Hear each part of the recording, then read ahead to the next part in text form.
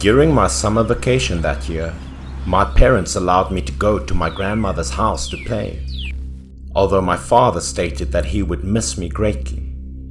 But I knew that this was primarily due to my parents' desire to have some free time together without my presence in the house. My grandmother's house was built in the typical village style, and it brought back many memories for me every time I visited her. I might say that I loved being here, especially playing with the neighborhood kids. I also made a lot of friends here. We could play ball and many other folk games together every day. Our favorite game was hide and seek, and it was through this game that I learned of a terrible incident that occurred when I was 8 years old. We were all playing hide and seek at the time.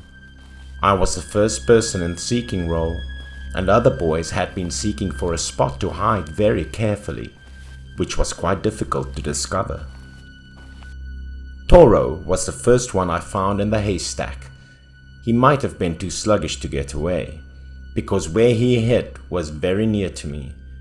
Then I glanced around and realized there might be someone lurking behind the abandoned stage adjacent to the wall, an abandoned stage that very few people dared to approach.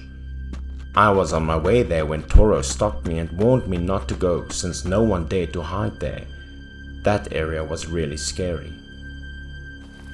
I assumed he was attempting to conceal the boys who were hiding there, so I disregarded him and walked onto the stage to begin looking.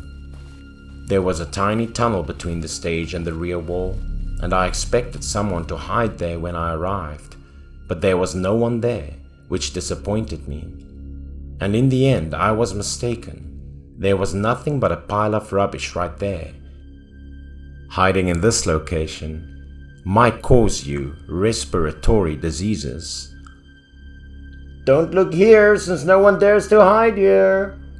Toru came near the stage and ordered me to rush down since I couldn't locate anyone and had to listen to him. I didn't understand what happened before or why Toru was so concerned when he spotted me climbing there. I didn't trust him when he said the stage was haunted since I thought he was just trying to terrify me. To persuade me, he followed me and proceeded to terrify me more, claiming that spirits would be singing on the stage at night. And it looked like it was true. I went to Toro's house all day to play with him, and we spent the entire day watching cartoons until his mother informed us that it was dark. So I had to rush back. Otherwise, my grandma would be worried for me. Toro sent me to the door, and after saying my goodbyes, I crept back home. The village road at night was quite empty, with just a few lampposts with very weak light. I walked alone. The sound of footfall was very distinct, making me a bit scared. While strolling, I was listening to the sound of someone singing. The sound sounded extremely weird and mysterious. I turned my head and found myself right next to the stage where I visited this morning. The stage was filled with singing sounds, yet there was nothing on it. I wasn't sure who was singing on the other side of the stage, so out of curiosity, I strolled to the stage where the singing and music attracted me. As I came closer, I noticed two people on the stage, dressed in dramatic play actors' costumes. There was a masked face actor with a glossy paint job, and they were playing an ancient Three Kingdoms play that I had seen on television. They performed, sang, danced, and were visually appealing to spectators.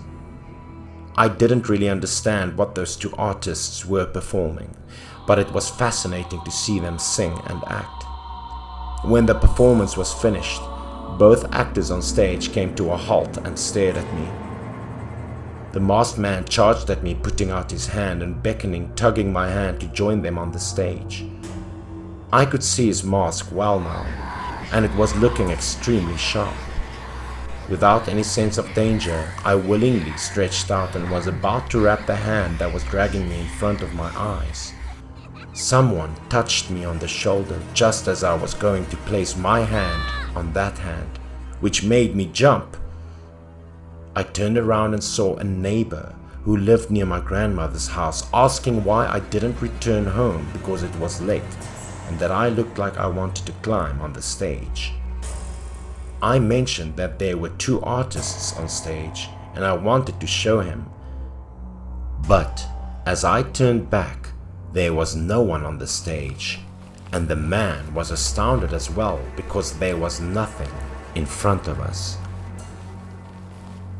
The man was exceedingly concerned and drew me home immediately.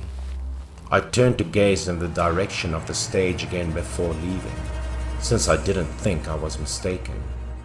However, now that the stage was entirely empty, the silence made me shudder. When I arrived home, the neighbor informed my grandma about the event. My grandma was also well versed in the history of that stage. She couldn't help but be worried for me. I didn't believe I was in any danger. I couldn't say I was terrified because the 2 artists didn't do anything to me. But I did find it humorous.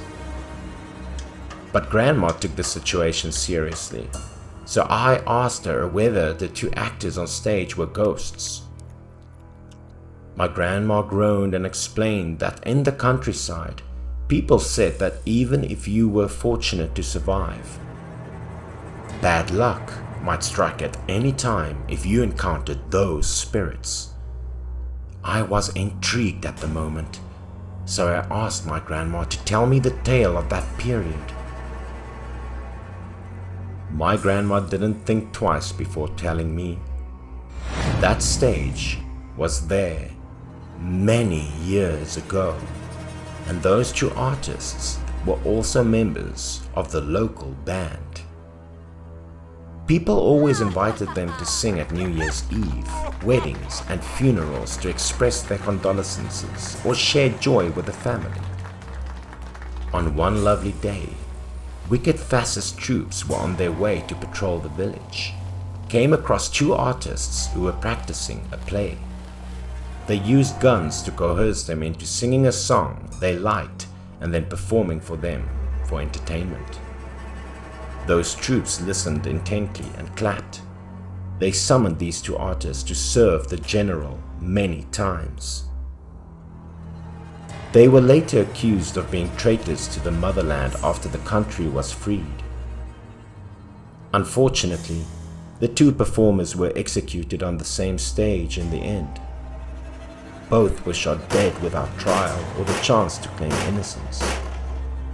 There were tales that the stage was haunted by them since they died unjustly, unable to flee. Many individuals in the hamlet would be in danger if they heard someone singing on stage late at night. Surely awful things would happen to them, and many individuals perished on the stage, some by hanging inside, some by swallowing poisons, and all were implicated in the deaths of those 2 performers. My grandmother remarked that my destiny was unfortunate since, but unlike others, I was discovered and brought home by my neighbor. Otherwise, I might have been in danger. I shattered my arm that year. I wasn't sure whether it was what my grandma said, because I'd heard and seen them, so calamity had struck on me. It was also the last time I was allowed to return to my hometown and live with her.